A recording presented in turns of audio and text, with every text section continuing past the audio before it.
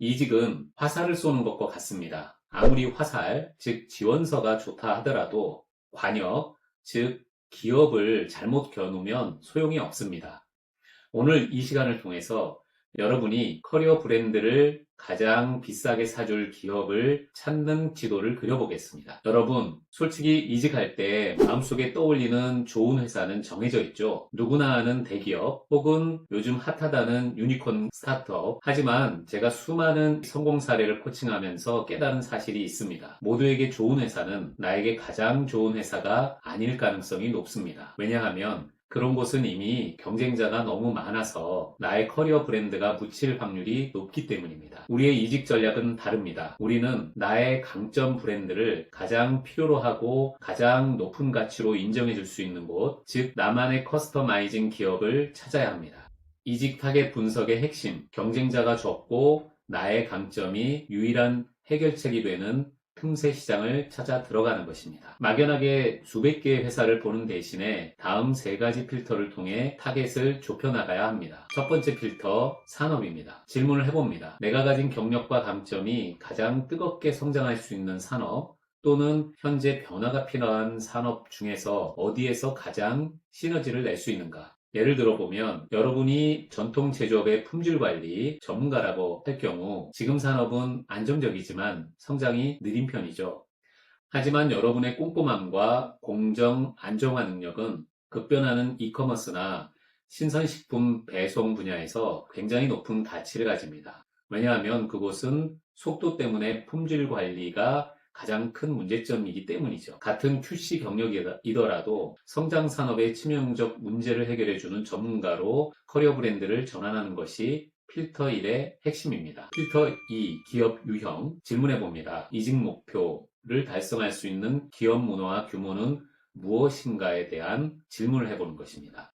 예를 들어 안정적인 프로세스 구축이 강점인 분은 체계가 잡힌 대기업이나 공기업이 잘 맞고 0에서부터 100까지 만드는 것에 대한 즐거움을 느끼는 도전 정신이 강한 분은 시리즈 A나 B 단계의 스타트업이 최적의 타겟입니다. 필터 3, 직무. 질문해봅니다. 내 이력서의 경력 기술을 가장 강력하게 어필할 수 있는 직무 이름은 무엇인가? 예를 들어 단순한 총무 대신에 시설 관리 전문가 또는 업무 프로세스 최적화 전문가처럼 나의 강점을 명확히 보여주는 직무명으로 리브랜딩 해야 합니다. 채용 공고는 구인 문서가 아닌 기업의 문제 요구서입니다. 여러분이 채용 공고를 볼 때 내가 이 자격 요건을 충족하는가만 확인하셨다면 이제부터는 생각을 바꿔야 합니다. 서치펌 대표인 제가 기업의 헤드헌팅 업무를 진행하고 깨달은 것은 채용 공고는 단순히 TO, 결혼을 채우기 위한 문서가 아니라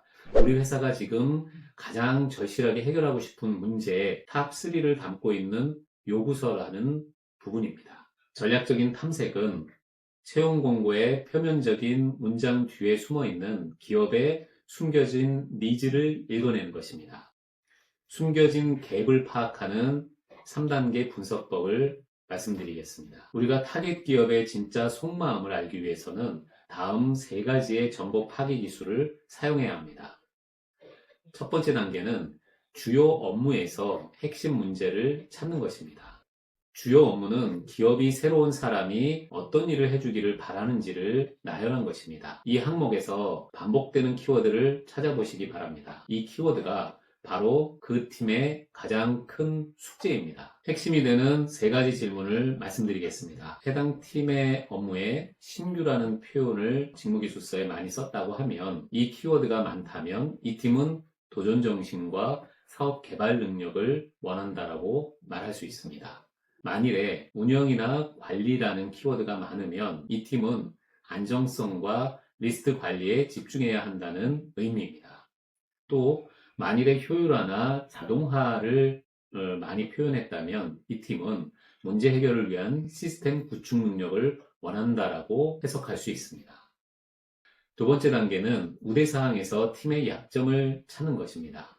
팀에 무엇이 부족한가를 표현하는 것이 우대사항이 될 수도 있습니다. 그래서 우대사항은 지금 팀원들이 가장 약하거나 부족한 역량을 의미할 수도 있습니다. 만약에 팀에 이 역량이 충분하다면 굳이 우대사항에 넣을 필요가 없을 수도 있습니다. 만일에 나의 커리어 브랜드가 이 기업의 우대사항에서 강력하게 일치한다면 그 기업은 여러분의 브랜드를 가장 절실하게 원하는 것입니다. 경쟁이 치열한 필수 조건 대신에 나의 강점이 빛나는 우대사항을 적극적으로 공략하시기 바랍니다.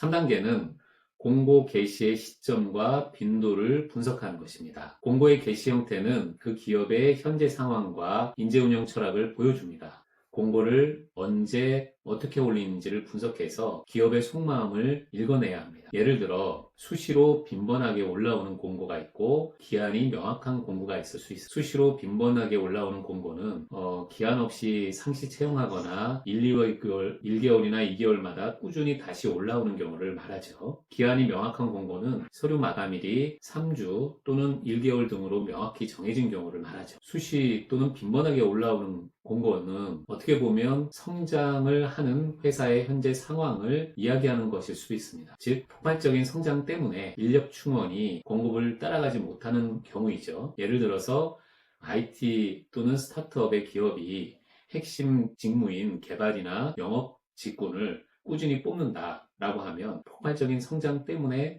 그렇게 빈번하게 뽑는다고 볼 수도 있습니다. 반면에 기한이 명확한 공고인 경우에는 특정 사업이나 목표 달성을 위해서 해당 인재가 필수적으로 충원되어야 하는 상황인 것입니다. 다만 이제 주의할 점은 수시로 또는 빈번하게 올라오는 공고가 만일에 그 회사의 업무 강도가 매우 높거나 내부 프로세스가 부족해가지고 인력이 이탈하는 경우 또는 퇴사가 높은 경우에도 해당할 수도 있습니다.